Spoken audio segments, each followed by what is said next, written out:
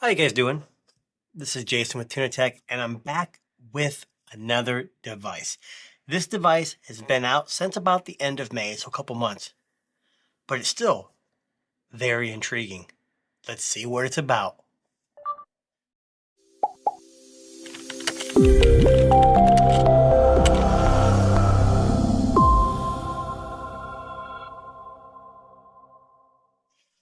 Okay, so what am I talking about? Well, there is a device and a company, I should say, named Honor. And if you watch my channel, last year we named the Honor Magic 5 Pro phone of the year. At least I did on our live stream Tech Disruptors. And it was a very good phone. It had great cameras. Everything else was good about it. This year they had the 6 Pro, which was still a good phone, but it didn't seem to live up to what we saw in the past from the 5 Pro. But now they've got a device that kind of bridges the gap between flagship and mid-range. I'd call this more of an upper mid-range. This is the Honor 200 Pro. Like I said, this is a new device, came out at the end of May. It's running Android 14 or MagicOS 8. You can get it in 256, 512, or 1 terabyte of storage. And this one is 512 with 12 gigabytes of RAM. So just a couple things. It's an OLED panel with 120 hertz, HDR, 4000 nits, peak brightness. It's 6.78 inches. And it's got the Qualcomm Snapdragon 8S Gen 3. This is my first device with that chip, and it sits just slightly below the 8 Gen 3. Besides that, it's got a triple camera setup on the back, 50 megapixel wide, 50 megapixel 2.4 telephoto, and a 12 megapixel ultra wide. Now this one differentiates itself from the 6 Pro because it doesn't offer much of a telephoto zoom or periscope zoom. It only does 2.5. And this phone, from what I've read and seen, very much focuses on that portrait mode. So either way, the selfie camera, there's two, is a 50 megapixel wide and a 2 megapixel depth. So again, you're not gonna have that ultra secure face scanning, face unlike like on the 6 Pro. This one lacks that as well. But like I said, in all reality, this runs about $700, 700 euros or $800 pounds. We don't sell this officially in the US, so this is kind of something that's different for me. But either way, I like it. It's a global version. Hopefully it works great on at least T-Mobile here in the US. Besides that, it's got stereo speakers. It's got Bluetooth 5.3. It does 100 watts wired charging and 66 watts of wireless charging, and also the 5 watts reverse wireless charging, which I think is kind of useless. It comes in moonlight white, black, ocean cyan, and pink. And this is the ocean cyan. So am I saying that right? I don't know. So either way, let's just get it out of the box here. And as you can see, it's got this weird like texture in the glass. But typical, it's got Honor right here. And here's your, I call it the egg shape, I guess. Egg shape, triple camera setup. You got 1, 2, and 3, and a flash. On the bottom here, you've got the SIM, the USB to Type-C, and a speaker. You got volume and power.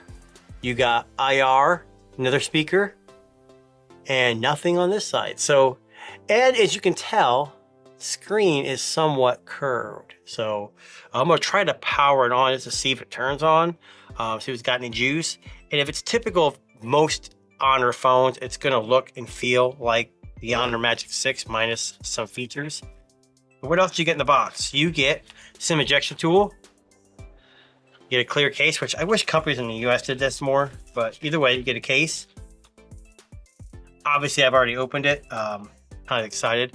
Got a USB A to C cable, and now I live in the US, I can't use this, but you got this 100 watt. This thing is a hefty beast. It is heavy, but this is 100 watts. So if you live in the US, you're gonna wanna get an adapter to use this here in the US. But I like to see that when I'm buying a global phone or a phone from overseas, having that, because usually that means it's gonna have Google Play services. Just FYI, for those of you guys who don't or are not aware of buying phones and importing them, make sure you get a global phone. But there's not always a guarantee that that global phone is going to work. But usually when you get a global phone, it includes Google services. If you get a Chinese only phone, it will not have Google services, as they are not allowed to utilize that in the country. You have to sideload it. But while some things will work, some things will not. So I'm not gonna go into detail about that. But like I said, some positives on this phone. It's got excellent battery life. It's got a 5200 milliamp hour battery, like we said, with 100 watt fast charging and 66 watts wireless charging. If it's like their other phones, it's gonna have that 50 megapixel main sensor is gonna be fan-friggin-tastic. And that's pretty much about it. The biggest downside to me, without actually reviewing the device, I'm pretty confident the cameras are gonna be pretty good, is it's just not available here in the US. Honor has not made the leap over the pond to come here. Obviously here in the US, we're dominated by Samsung and Apple, so it's hard for a company to make a go of it. But either way, and now that it's turned on, you can see there's two cameras here. When I first saw the pictures of this in the press release, I thought it was just like the 6, in that it had a facial 3D mapping camera, so you could use secure face unlock, but it does not. But let's get started. All right, so I got it set up. I don't have Wi-Fi or my Google account here, but as you can see, it does have fingerprint unlock, which is pretty quick. It's also got face unlock, which it's already unlocked. Now this one has a setting where once it unlocks, you have to swipe up, but you can change that settings. This is an Android device. One thing I did notice when you open this, well, let's not do that.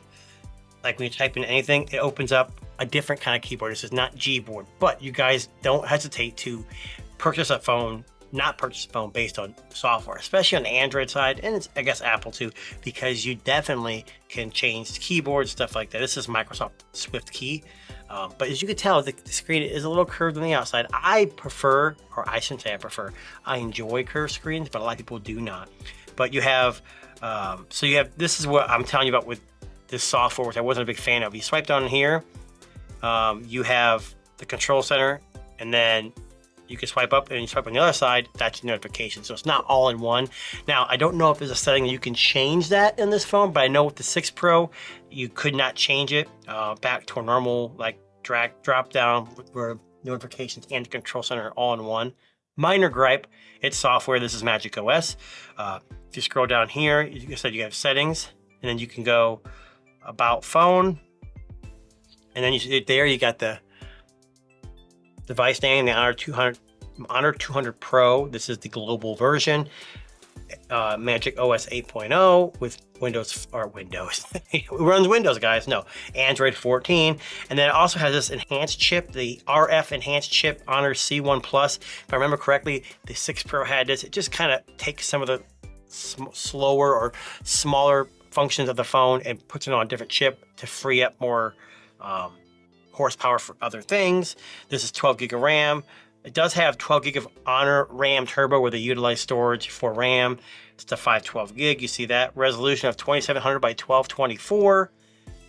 It's got a January Google Play system and a May 1st. I'm sure if I get this connected to Wi-Fi, I'll get a bunch of updates, or at least a couple, to get this up to date. Honor is pretty good at honoring their updates.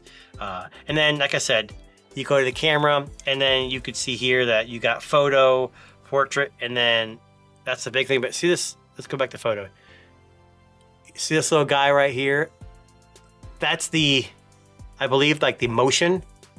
You click that and you point it at something that's moving, and it automatically captures the photo in mid motion, which is something I really think is cool. I like it on all their, the 5 and the 6, so that's something I'm looking forward to.